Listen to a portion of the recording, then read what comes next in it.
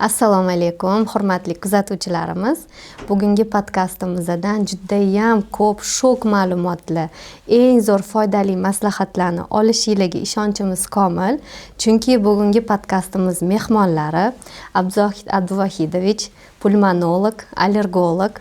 Ularni ayniqsa koronavirus pandemiya paytida ko'rsatgan jasoratlaridan, hozirgi kungacha qilib kelayotgan patsientlarimiz uchun judayam ko'p yaxshi muolajalaridan judayam yaxshi taniysizlar. Va yana bir mehmonimiz Nafisa Nurullayevna. Bularni ta'riflashga til prosta ojiz. Umuman bir ortiqcha gaplar bilan ta'riflashni ham hojati yo'q. Qabulingizga kelishi qanchadan qancha onalar farzandini olib kelib sizda davolatishi orzu qilganini men o'zim ko'rib turibman. Shuning uchun ozgina bo'lsa ham shu foydali ma'lumotlaringizni, ozgina bo'lsa ham mehringizni kamera orqali shu onalarga yetkazib berishingiz uchun bugungi podkastga taklif qildim. Xudo xolisa podkastimiz uchalamizga ham foydali bo'ladi. Undan tashqari bizani ko'rayotgan oyijon, adajonlarga ham foydali bo'ladi. Umid qilamiz. Boshladik. Assalomu alaykum. Men pediatr Nafisa Nurullayevna. Hozirgi kunda bolalar va onalar salomatligi yo'lida xizmat qilayotgan tibbiyot xodimiman. Assalomu alaykum. Men Abduzohid Abduvahidovich, no'rlik tajribaga ega bo'lgan allergolog pulmonologman. Hozirgi paytda baholi qudrat aholimiz o'rtasida ong tibbiy saviyani o'stirishga xizmat qilmoqdaman. Xush kelibsizlar. Bugungi suhbatimizni nima mavzudan boshlashimizni xohlar edinglar. Albatta, bolalar salomatligi haqida urg'u bergan holatda bugungi kunda onalarni, bolalarni qiynab kelayotgan savollarga javob berishga harakat qilamiz. Bugungi kunda allergik kasalliklar juda ham ko'payib ketgan. Nafisa opa, Abduzohid aka, nima bilan bog'liq deb o'ylaysizlar bu holatda? Mani o'zimning shaxsiy qarashimni hisobga oladigan bo'lsak, hozirgi paytda allergik kasalliklarning ko'payib ketishi bu albatta birinchi navbatda ovqatlanish ratsionimiz, kundalik turmush tarzimiz hamda atrof muhit. Hammasi birdaniga ta'sir qilib, oxirgi yillarda allergik kasalliklarning ko'payib ketishiga sabab bo'ldi. Bundan tashqari, mana chet elda London yoki masalan Sidney kongresslarida ham guvoh bo'ldik. Allergologlar assotsiatsiyasi kongressida steril nazariyani olib chiqishdi va steril nazariya o'zini tasdig'ini topdi. Qancha sivilizatsiya rivojlangan va steril muhitlarni paydo qilgan hududlarda allergik kasalliklar ko'paymoqda. O'sha London kongressida hindistonlik oilani misolida ko'rsatildi. Bu narsa tasdig'ini topdi. Ya'ni Hindistonda katta bo'lgan bitta oila butunlay umuman allergik holat mavjud emas. Va aynan o'sha oilaning ikkinchi nimasi Avstraliyada katta bo'lgan oila, ularda hammasi allergik holat kuzatilgan. Bundan tashqari O'zbekistonda ko'payishiga yana bitta sabab afsuski yatragen. Ya'ni shifokorlar tomonidan, tibbiyot xodimlari tomonidan juda ko'plab mumkin bo'lmagan muolajalarni amalga oshirishlari ham sabab bo'lmoqda. To'ppa-to'g'ri. Bu allergologiyada gigiyenik teoriya hisoblanadi, to'g'rimi? Farzandimizni asrab-avaylab qanchalik steril holatga tushirib qo'ysak, uni immun tizimi ishlashi shunchalik sustlashib, kelgusida allergik kasalliklar rivojlanishi nabarot kuchayadi, to'g'rimi? Biz onalar bolamizga nabarot yaxshi bo'lsin, aksincha yaxshi bo'lsin deb bu holatni qilamiz, to'g'rimi? Lekin afsuski buni oqibati albatta allergik kasalliklarga ko'pincha olib kelib qo'yyapti. Nafisa opa, sizning fikringiz? Men ham shu ovqatlanishga qo'shilaman, chunki bugungi kunda umuman ratsion bo'yicha ovqatlanmaydi. Bola nima to'g'ri kelsa shuni yeydi. Yoki bo'lmasa ratsionda o'sha oqsil balansi joyida emas, yoki bo'lmasa foydali yog'lar balansi joyida emas. Uni o'rnini ming afsuski o'sha uglevodlar egallab qo'ygan. Bu ham o'sha organizmda mana notoza muhitda organizmda o'sha shirani hisobiga qayta chiqib ketish o'rniga o'zini o'zi zararlash va undan ham oldin esa ayollarni homiladorlikka tayyorlanmasligi, homiladorlikda noto'g'ri tarkibida gazirovkasiga boy bo'lgan o'sha kola, fantalarni ko'p ichishi, uni o'rniga tabiiy o'sha sabzavot, mevalarni yeyish o'rniga bunaqa narsalarni ko'p yeydi yoki bo'lmasam har xil sun'iy shakarga boy mahsulotlarni yeyishadi. Bu narsa ham homiladorlik davrida bola bilan birga o'syapti va bizadan talab juda ham ko'p bo'ladi. Bitta ko'rikni o'zida hal qilib berishadi. 9 oy davomida yig'ilgan muammoni yoki bo'lmasam 3-4 yilda yig'ilgan muammoni Bu imkonsiz, ming afsuski, chunki bunga vaqt kerak bo'ladi va bunga sabr va bunga ming afsuski mablag' ham kerak bo'ladi. Muntazam ishlash kerak, to'g'rimi bunaqa holatlarda? Abduzohid, sizga savolim. Ko'pincha mana sizga ham, menga ham patsientlar kelishadi. Diagnostika qilsangiz allergiya emas uni kasalligi, lekin bir nechta doktorlardan o'tib kelib, u doktorlarni to'g'ri назначение qila olmagani uchun, to'g'ri diagnostika qila olmagani uchun, sizda allergiyani fonida bo'lyapti deyishadi-da, o'sha ota-onani miyasiga singdirib qo'yishadi bu allergiya ekanini. Bunaqa holatlarda qanaqa yo'l tutasiz? Bunaqa holatlarda o'z odatda menga o'zimga kelgan, qabulimga kelgan bemorlarning ota-onalariga baholi qudrat kasalligini tushuntirib berishga harakat qilaman. Chizib tushuntirib berishga harakat qilaman. Qayerdan nima bo'ldi va nima oqibatga olib keldi. Chunki aynan shu narsani amalga oshirsangiz, u bemor aldanib qolmaydi. Chunki har xil toifadagi vrach shifokorlarimiz bor. O'shani tushunib olgandan keyin bemor keyingi hayotida bemor o'zini o'zi to'g'rilab keta oladi. O'zini o'zi davolay oladi. Biz shunchaki o'sha holatda yo'llanma beramiz xolos. O'sha holat allergik emasligini yoki bo'lmasa psevdoallergik holat yoki bo'lmasa oshqozon ichagi, jigari yoki bo'lmasa qaysi bir vitamin mineral yetishmayotgan holatligini tushuntirib bersak, bemor bemalol o'zini o'zi kontrol qila oladi. Demak, boshida aytib o'tganimdek, asosiy maqsadim aholi o'rtasida tibbiy savodxonlikni ongini oshirish. To'ppa-to'g'ri. Psixologik faktorlar ham juda ham katta rol o'ynayotganda bunda. Yo'q, sizni bolangizda allergiya emas bu. Qayta shamollashini hisobiga asoratlanib ketgan jarayonlar desa, ishongisi kelmaydi ba'zilarni. Ba'zilar ishonadi. Analizlar bilan tasdiqlab bersak, to'g'ri lecheniya qilib, uni yaxshi natijaga olib chiqsak, haqiqatan shunaqa ekan deb xursand bo'lib qolishadi.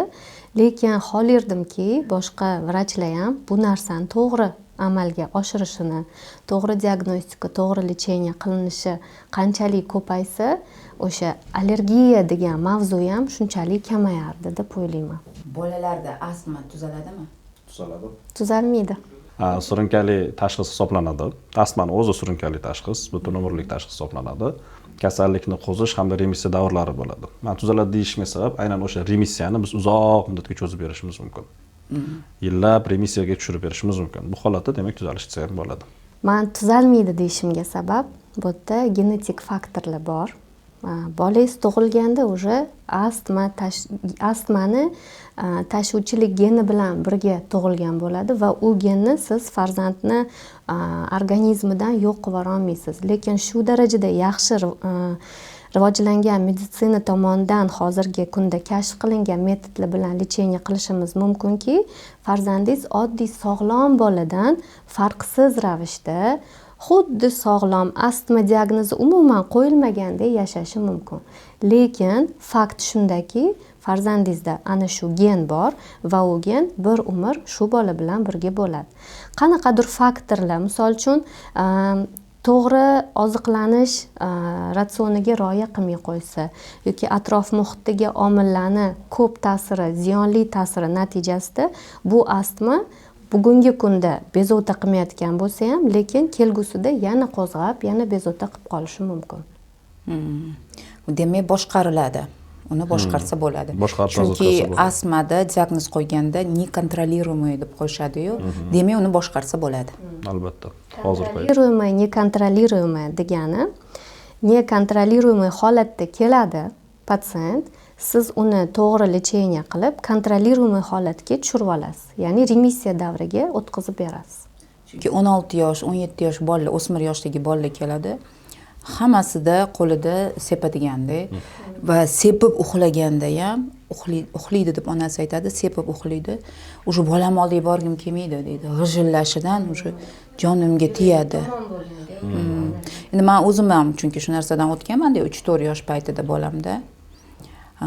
O'shaning uchun men o'zim uchun bu narsani bilishim kerak va bu narsani ommaga ham yetkazish kerak. Ko'pchilik davolanmaydi deb tashlab qo'yadi bu narsani yoki ko'pchilik davolanar ekan, keyin davolab olaman deb o'ylaydi. Uni vaqtida boshqarsagina to'xtaydi. Endi astma diagnoz qo'yildimi, tashxislandimi, unga berilayotgan preparatlarga qarab ham davolaymiz-da. Misol uchun, har kuni sepadigan preparati nima? So'rasangiz salbutamol deydi-da. U salbutamol umuman davolamaydi astmani. Undan tashqari JINA deymiz, bronxial astmani nazorat qilish bo'yicha assotsiatsiya bor. U yerda salbutamoldan foydalanish umuman o'sha standartlarga to'g'ri kelmaydi. Salbutamolni farzandingizga, bolaga qanchalik ko'p marotaba sepayotgan bo'lsangiz, demak boya aytganimizdek, astman darajasi nekontrolируемый. Kontrolga olib chiqadigan preparat emas. Misol uchun, tasavvur qilaylik, uyda bitta katta odam mazasi qochdi, davleniyasi ko'tarildimi, bir qanaqadir noxush holat ro'y berdi. Birinchi yordam ko'rsatish uchun nima qilamiz? Skoriyaga telefon qilamiz. Skoriya keladi, yordam ko'rsatadi, ketadi. Skoriyni aytadigan gapi, boringlar больницаga borib, to'g'ri lecheniya davo qilinglar. Основной kasallikni, to'g'rimi? Salbutamol ham xuddi shunaqa preparat. Skoriy pomosh. Da, keladi, bitta sepadi, ketadi. Umuman ta'sir, nima deydi, kerakli joyga ta'sir qilmaydi. Va menda o'sha salbutamoldan kelishadi bolalar kandida bilan. Qanchalik to'g'ri? Bu to'g'ri. Hozir shu haqda aytmoqchi edim. Albatta bemor keldimi, bu o'zim hamkasblarimga ham maslahat. Aerozolni to'g'ri ishlatadimi yo'qmi, albatta tekshirib ko'ring. Chunki menga kelgan bemorlarning deyarli 80-90% aerozoldan qanaqa foydalanishni bilishmaydi. Unga alohida bitta kurs o'tilinadi, aynan aerozol terapiyani, ingalyatsion terapiyani qanaqangi amalga oshirish bo'yicha. Buni tekshirib ko'rish kerak, chunki noto'g'ri ishlatilgan aerozol terapiyadan boya siz aytib o'tgandek zamburli holatlar paydo qilinadi. Bundan tashqari sindrom Atmeni degan narsa bor. Salbutamol ochish uchun emas, naborat juda ham qattiq bir nimaga obstruksiyaga chaqirib qo'yish holatlari kuzatiladi. Chunki bizning kattalar praktikamizda bo'lgan bunaqa narsa. Bitta qiz qiziqish uchun, dugonalarga ko'rsatish uchun 7 marta salbutamol ishlatgan. Og'ir reanimatsion holatda kelgan. Bu narsani ham e'tiborga olish kerak bo'ladi. Ya'ni bemorga tushuntirish kerak. Bu faqat san uchun tez tibbiy yordam dori vositasi va bir kunda maksimum 3 yoki juda kuchayib ketsa 4 marta ishlatishing mumkin. Undan ko'p. 3 marta ishlatdingmi, demak bu signal shifokorga borish, murojaat qilishing shart va to'g'ri ishlatishing shart degan narsani tushuntirishimiz kerak bo'ladi. Bitta balonchik bir oyga yetmayaptimi? Demak bu og'ir darajadagi astma. Mana shu narsa восклицательный знак, ya'ni undov belgisi bilan hammani esida turish kerak bo'lgan narsa. Bitta banочка, bitta aerozol bir oyga yetmayaptimi? Demak farzandingizda og'ir astma bor o'sha. O'shaning uchun ham davleniya haddan ziyod ko'p sepsa, davleniyani ham tushirib yuboradi-da. Bosim tushib, vялый bo'lib, bola bo'shashadi. Abduzohid Abduvahidovich, siz ham qabullaringizda erinmasdan aerozol sepish texnikasini o'rgatasiz patsientlaringizga. Bunga 5 minut, ba'zi paytlarda 15 minut vaqtingiz ketsa ham, lekin aynan shu texnikadan sizni bergan davoyingizdan effekt. Chunki mana aerozollarning turi ko'p, bilamiz. Masalan, qisqa ta'sir qiluvchi, uzoq ta'sir qiluvchi beta agatistlar, bazis davoda ishlatiladigan har xil gormonal IgKslarni bilamiz. Aynan o'sha bazis davo bo'lganligi uchun asosiy muammoni yechimi bo'lganligi uchun uni albatta to'g'ri tushuntirishimiz shart.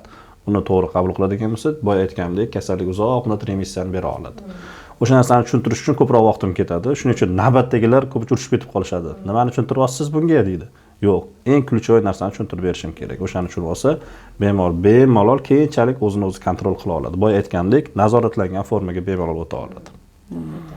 Endi ijtimoiy tarmoqlarimizda salbutamol haqida gapirganimizda salbutamolni hattoki chaqaloqlarga ham ishlatishyapti. Bu mumkin emas deb chiqqan videolarim bor edi. O'sha yerda hate yog'ildi-da. Nimaga bo'lmasa больницаlarda ishlatishadi? Nimaga bo'lmasa назначать qilishadi? Shu haqida fikringiz qanaqa? Men o'zi to'g'risini aytaman, salbutamolni endi bu reklama bo'lmasin. Salbutamol aerozolning tarkibida odatda freon bo'ladi. Freon bola chaqaloq salomatligi uchun juda ham xavfli hisoblanadi. Shuning uchun salbutamol ishlataman faqat tez yordam uchun va freonsiz variantlarini. Va uni har doim onaga tushuntiraman, faqat birinchi yordam uchun. Undan ko'ra eng yaxshisi ingalyatsion terapiya, nebulizer terapiya. U bolachadan bolaga xavfsiz bo'ladi, bemalol hamma yoshda 0+ qabul qilsa bo'ladi. Shuning uchun ingalyatsion terapiyani ma'qul ko'raman. Endi har doim ham o'zi bilan ingalyatsiya apparati olib yura olmaydiganlar bor yoki masalan unga imkoniyatim yo'q deb keladigan ota-onalar bor. Ularga majbur aynan frionsiz salbutamol faqat birinchi yordam uchun qo'llashga tavsiya qilaman. Lekin har doim ham emas. Chaqaloqni qo'llaganingizda effektivность qay darajada bo'ladi? Effektivlik past bo'ladi baribir. Aerozol terapiyada baribir past bo'ladi. Undan ko'ra ingalyatsion terapiya effektivroq bo'ladi. Endi boshqa doktorlar yozishadi-yu, banisalarda ishlatishadi-yu deyishadi. Men nima deyman bilasizmi? Hozir shu narsani o'rnini bosadigan ingalyatsion preparatlar bor. Misol uchun Nebutamol to'g'ri. Lekin bu Nebutamol salbutamolga qaraganda ancha keyinroq kashf qilingan. Hattoki shu oddiy nebulizerная terapiya ham относительно недавно kashf qilinganda bu ingalyatsion aerozolniylariga nisbatan. Shuning uchun ham bu уже o'rganish, odatiy hol bo'lib qolgan. Xuddi ota meros qilib olishadi-yu ba'zi bir taktika lecheniyalarni. Bu ham o'sha salbutamol ham ota meros bo'lib kelyapti. O'sha tibbiy madaniyatni pastligi. Yo'qotish kerak deb tushuntirishga harakat qiladi. Bu hali biz yuqorida aytib o'tgan tibbiy madaniyatni aholi o'rtasida oshirishga bo'lgan yana bitta chaqiriq, yana bitta signal. Salbutamol haqida yana yengil aytib o'tmoqchiman. Rossiya pulmonologlar kongressida levosalbutamol molekulasi juda mazasi bo'ladi. Olqishlarga sazovor bo'ldi. Levosalbutamol sutka davomida bir marta ishlatiladi, uzoq muddatda yaxshi ta'sir qila oladi. Remisiya mazasi bo'ladi, obstruksiyani yechib bera oladi. Lekin afsus hali O'zbekistonda ro'yxatdan o'tgani yo'q. Bu shunchaki obstruksiyani yechib bera oladi. Yechib bera oladi. Endi faqat birinchi yordam uchun. Birinchi yordam uchun. Birinchi yordam uchun albatta. Davolash uchun ishlatiladigan preparatlarimiz boshqa. Bundan boshqa guruhlar. Menda zo'r savol, shu savolni sizlarga atayini bermay turibman. O'zim boshida o'zim tarafdan yechimini beraman-da va sizlar tarafdan, allergologlar tarafdan yechim kerak menga. Yangi tug'ilgan chaqaloq pediatriyada allergiyani aniqlashni bitta oltin qoidasi bor. Bu bola ko'p qusishi bilamiz, bolada allergiya bor deb ayta olamiz. Eng oltin qoidasi. Pediatriyada bu.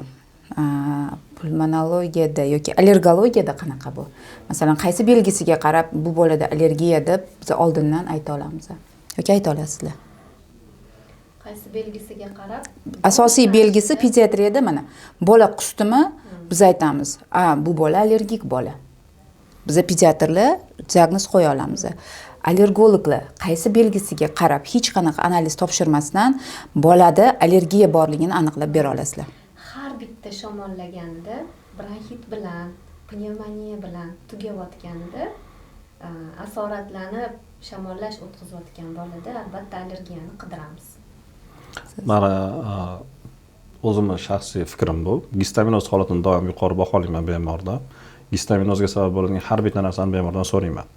Misol uchun menga deylik toshma bilan keldi, yengil toshma bilan keldi, har bitta holatini so'rayman.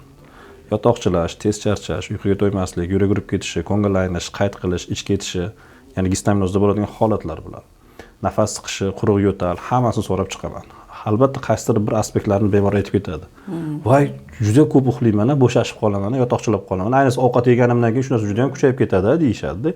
Boya siz aytib o'tgandek, aynan ovqat qabul qilgandan keyin gistaminni birdaniga ko'payib ketishi ovqat so'rilishiga baryer qo'yib qo'yadi, qaytarib chiqarib tashlaydi. Bu bizda gistaminozni hosil qildi. Organizmni himoya qilamiz, chiqarib tashlaydigan effektni beradi va shunday hisobga bola qusib tashlaydi. Shuning uchun bemorga o'sha har qanaqa haqiqiy allergiya kelsa-da, xohlasangiz gistamin oshib ketadi. Shuning uchun allergiyani ключевой dorisi hisobda antigistamin dorilar qabul qilingan. Shuning uchun gistaminoz holatini nafaqat biz allergologlar, balki pediatr, lor, nevropatolog, endokrinologlar ham, ginekologlar hatto bilish kerak bo'ladi. Bilish kerak. Chunki gistaminoz holati ma'lum bir o'zgarishlarni aynan o'sha a'zolarda keltirib chiqaradi. Juda ko'p boya Roziyaxon bilan gaplashdik, noto'g'ri davolanib yurganlar bor. O'zi asli tagida allergik gistaminoz holati, lekin u boshqa shifokorlarda umuman boshqa muolajalar olib yurganlar bor. Hattoki bizda pediatriyada astmani davolash uchun astmani birinchi tashxislab olib, uni to'g'ri davolash uchun bolani o'sha uxlayotganda oddiy og'zidan so'lay oqadimi da shu kriteriylariga, shu klinik belgilariga qarab ham biz uni davolaymiz, chuqur davolaymiz. Bo'lmasam faqat antigistamin preparatlar ichib, haligi sepib yuradigan bular yechim emas. Yechim emas ekan, chunki men aytganimdek hali men yaxshi pediatr bo'lishga majbur bo'lgan shifokorman. Shu darajada o'rganganman-da, shuni ichiga kirganman-da. O'zi eng qiyin narsa ham biz qabulimizga keladi bolachalar. Eng qiyin tashxis ham o'zi astma qo'yish. Chunki bu birinchidan ota-onasiga juda ham katta bir depressiyadek qabul qilishadi bu narsani. Voy, astmami, bo'ldimi? Yo'q. Astma tashxisi qo'yiladi, bor narsa, faqat to'g'ri kontrolda olib ketish kelishi kerak. Ota-onaga panikasiz tushuntirish, yotig'i bilan chiroyli qilib tushuntirish menimcha katta san'atda bu ham. Ba'zi doktorlar bor, eshitganmiz, agar bir oy strogiy dieta qilmasang bolangga astma bo'ladi, astmani umuman lecheniya qila olmaysan deyshadi. Panikada voydod deb keladi onalar. Unaqa paytlarda birinchi qiladigan ishingiz onasini uspokoyit qilib, sekin hovuridan tushirib, yuragini tinchlantirib, bosib, yotig'i bilan tushuntirishda. Bu yerda eng asosiysi. Siz oldingizga kelgan bemor nima deydi, maza qilib chiqib ketishi kerak. Va lecheniyasi bor ekan, bo'ldi, demak o'zlari yaxshilab lecheniya qilib berar ekanlar deb ko'ngli to'q bo'lib chiqib ketsa, o'zingizdan maza qilasiz-da. Do'y posli solishtirasiz-da. Qanaqa holatda kirdi kabinetingizga, qanaqa holatda chiqib ketyapti patsient. Bolachaga astma diagnozini qo'ydim. Birinchi kelib otasi urushib ketdi men bilan. 3 kundan keyin buz kelib men bilan urushib ketdi. Men bitta meni aybim nima? Men astma diagnozini qo'yib berganim. To'g'ri tashxis qo'yib bergan. To'g'ri tashxis qo'ydim va asitga yo'naltirdim. Birinchi otasi, keyin buzga urushib ketdi. Qanaqadir juda ham kuchli fobiya bor. Mana surunkali spastik kolit bilan butun umr yuraverishadi. Lekin astma diagnozini qo'ysangiz, voy astma. Bu ham kontrolga olsa bo'ladigan narsa. Yoki bo'lmasa revmatologik kasalliklar, autoimmun kasalliklar. Ularni ham kontrolga to'g'ri davolasa bo'ladi. Yoki men balonchikka yozib bersangiz, o'rganib qoladimi? Nima endi odamlar orasida shuni sepib yuradimi? Fobiya bor-da odamlarda. Shu narsani to'g'ri tushuntirib, to'g'ri yetkazib bera olish ham kerak-da. Lekin ba'zida baribir bemorning cho'ntagini ham o'ylaysiz-ku. Aerozol yozib beraman. Misol uchun kompleksda 2 vatnom yoki 3 vatnom aerozol yozib beraman. Men o'sha vaziyatda nimani o'ylayman? O'sha bemor cho'ntagini o'ylayman. Mana shu aerozol ishlatsa hammasi bor. Lekin xuddi shuni ingalyatsion nebulizer terapiyasini yozib beradi. Deylik o'sha aerozol deylik 200 ming 300 ming turadigan bo'lsa, bir oyga yetadigani nebulizer terapiyasini yozib beradigan bo'lsa, 2-3 million bo'ladi. Men shuni aytaman, ingalyatsiyadan ko'ra buni olsang senga ekonomik tomondan ancha o'g'ida bo'ladi desam, yo'q. Bu sanitda aytyapsiz. Yo'q, undan ko'ra menga ingalyatsiya yozib bering deydi. Lekin molekula bir xil. Da. Даже действующее вещество ham hammasi bir xil, hamma narsasi bir xil bo'ladi. Faqat ekonomik tomondan to'g'ri tavsiya beramiz, lekin bilmadim, odamlarda haqiqatan ham fobiya juda ham kuchli narsaga. Haqiqatan endi o'rganib qoladi, endi bir umr shuni sepadimi deb o'ylashadi. Shunda ham yo'q, bu salbitan bo'lmas-ku, bir umr o'ziga tobe qilib qo'yadigan.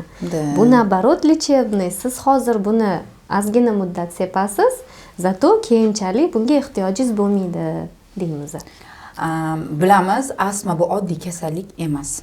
Astmasi bor bolalar va kattalarda hayotida qanday cheklanishlar bo'ladi? Hayot sifatiga kuchli ta'sir qilishini aynan allergologlardan eshitmoqchiman.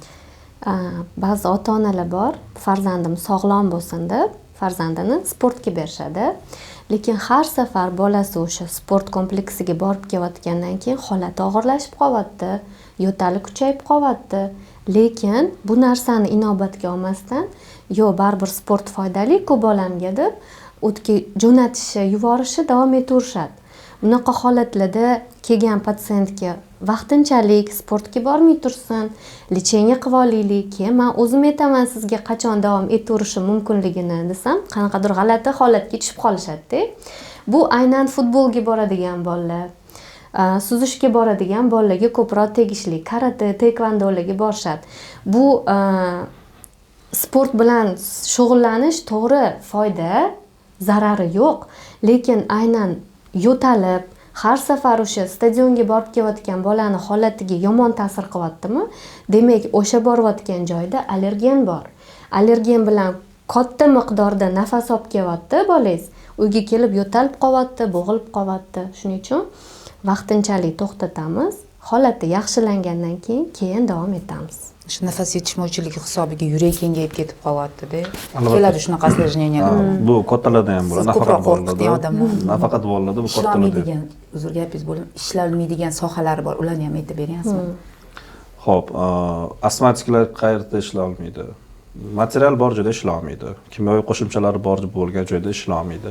Jismoniy yuklama talab qiladigan ishda ishlay olmaydi. Afsuski, sportda bilan ham shug'ullana olmaydi. Buni yana bir yomon tomonini aytaman, doimiy gipoksiya holati bo'ladi. Ya'ni kislorod doimiy yetishmasligi, u bolani ishlashi mumkin bo'lgan joyda ham xohishi bo'lmaydi. Chunki doim demotivatsiyada bo'ladi. Kislorod yetishmadimi? Miyaning asosiy o'y-xayoli kislorod olishda bo'ladi. Yurakning asosiy nimasi butun tanaga kislorod yetkazib berishda bo'ladi. Boshqa funksiyalarni bajarishda biroz orqada qoladi. Demak, butun organizm o'sha kislorodga qaram bo'lib qoladi-da. Bu holatda u bolaga siz hech qachon matematikani ham o'rgata olmaysiz, sportni ham o'rgata olmaysiz, hech qanaqangi sifatli narsani taklif qila olmaysiz. U bola butun organizm katta bo'lgunigacha ham xuddi shu holatda ketaveradi. Shuning uchun tezroq aytamizki, tezroq diagnostika qilib, tezroq bunga yechim berish kerak. Va albatta boshqa a'zolarga, albatta tomirga va yurakka juda katta asorat beradi. Chunki nafas siqqan paytda yurakni yuklamasi, ishlash yuklamasi odatdagidan 4 barobar oshadi.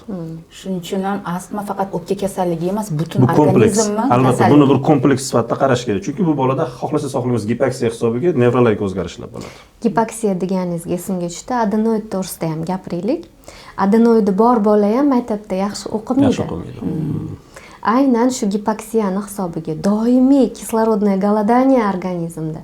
Doimiy kislorod kerak. Butun organizmning konsentratsiyasi o'sha kislorodga bo'lgan talabni qondirish uchun ishlaydi. Miyani faoliyatlari salgina sustlashgan bo'ladi. Keyin nima ko'payyapti? Haligi autizm degan boshqa nevrologik muammolar paydo bo'ladi. Bolalar обществоga qo'shila olmaydi. Chunki o'zingiz tasavvur qiling, bolalar 10 ta bola o'ynayapti-da, shuni ikkitasi nafas siqib turibdi-da. U bola o'sha bolalar bilan o'tirib yeolmaydi, icholmaydi, o'ynolmaydi. Avtomatik tarzda o'sha sotsiumdan uziladi. Sotsiumdan uziladi, o'ziga komfort qidirishni boshlaydi. O'sha komforti yoki oynani oldida bo'ladi yoki tashqari ko'cha bo'ladi. Xullas o'sha joydan chiqishga majbur bo'ladi bola. Bu vaqt o'tishi bilan bu narsa uni bola uchun adaptatsiya bo'lib ketadi. Jamiyatdan uziladi. Jamiyatdan uzilishni boshlaydi. O'zini oshna oilasiga yo'lpatga ham qo'shila olmaydi, keyinchalik katta bo'lganda. Bu juda yomon narsa. To'ppa-to'g'ri. Kuchli dietalar ham xuddi shunaqa ta'sir qiladi. Kuchli diet. Boya qo'shimcha qilib ketmoqchiman. Isbotlanmagan, tasdiqlanmagan neobastovniy deymiz bu narsani biz allergologlar. Neobastovniy dieta juda ham yomon. Lekin bizni endi shkolamiz boshqa, lekin fikrlarimiz bir xil. Ba'zi bir eski shkolada katta bo'lganlarni fikrida shu narsa bor. Qizil atmen. Allergiyami qizil atmen deyishadi. Hamma qizil bo'lgan narsani chiqarib tashlashadi. Hayron qolaman. Anor suvni ham ichmaydi.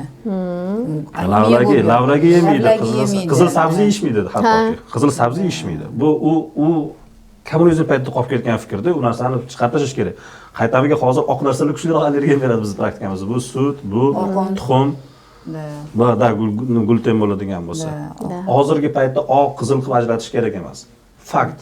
Allergen. Mana shu o'sha allergenni o'zini ratsiondan chiqarish kerak. Qolgan narsalarni to'ldirib ketish kerak.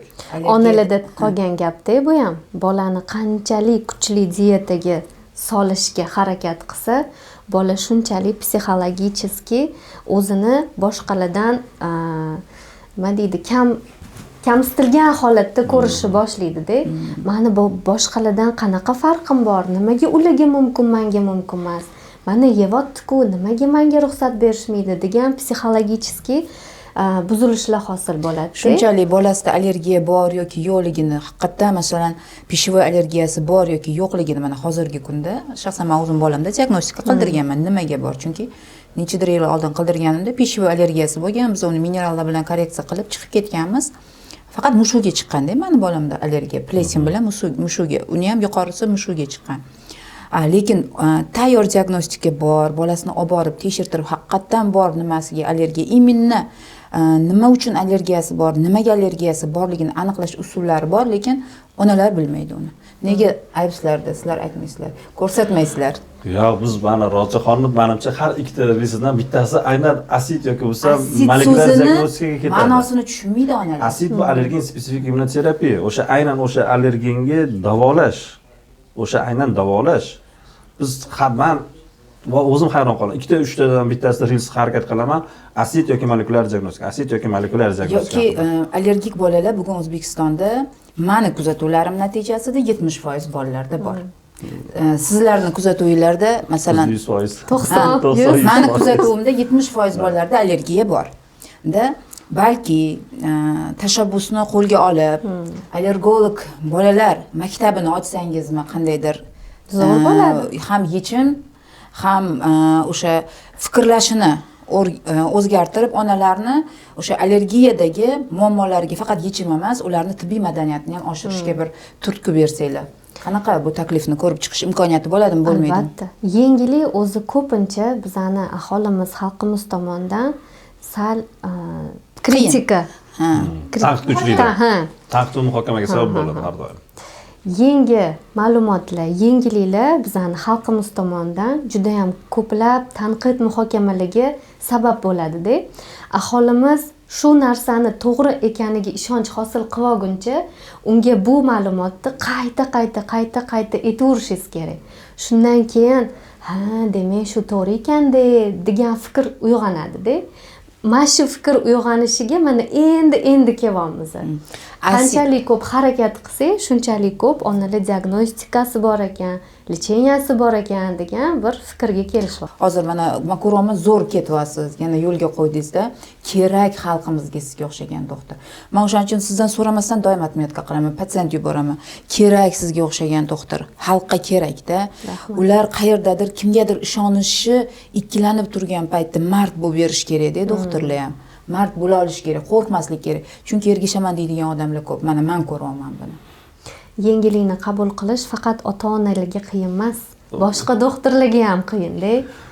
Mana biza yosh bo'lib turib chiqib aytibamizmi, shu narsalar borligini bizani ko'rayotgan kattaroq vrachlarimiz bor, professor unvoniga ega bo'lgan vrachlar bor-da. Bir teng buning hammasi deydi. Yuzimga aytganlari bo'lgan shu narsani. Chunki bu narsa nafs menda ham bo'lgan. Kimligini aytmayman, kimlarligini aytmayman. Bu men Instagram yuritish boshlaganimda maqsadim boya aytganimdek tibbiy savodxonlikni oshirish edi.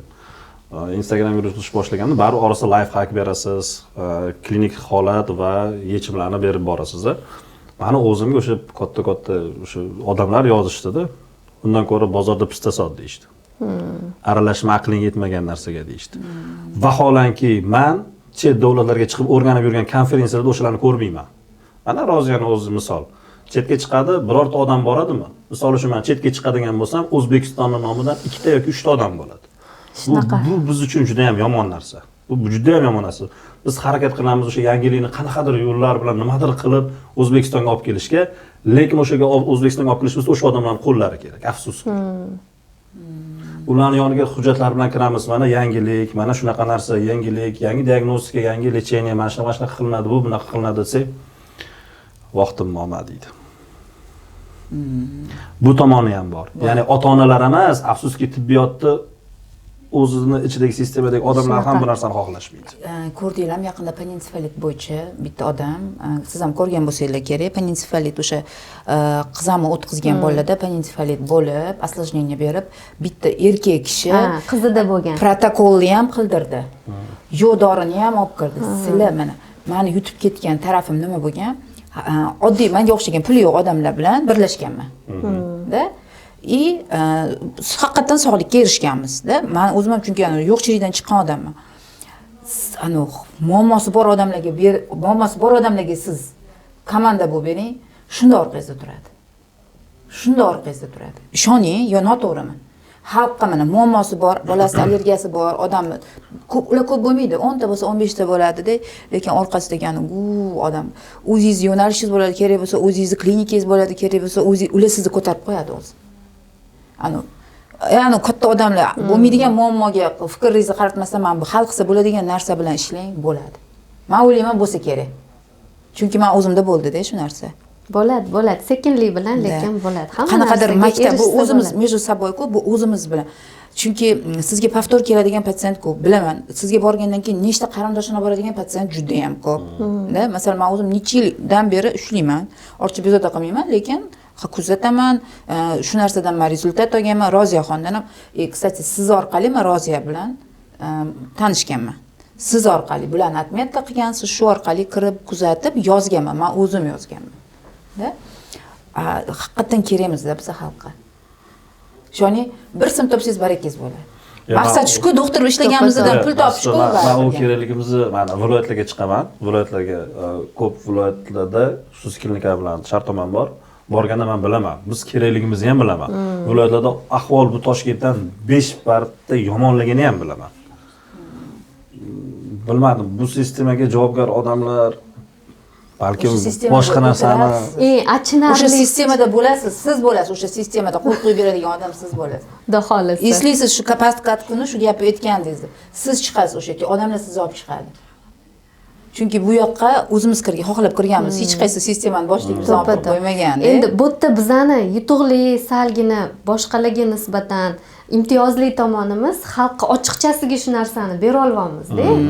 Qo'rqmasdan, yo'q bu bunaqa emas edi, na samim deylik, bu mamnaqa degan fikrni olg'a sura olamiz.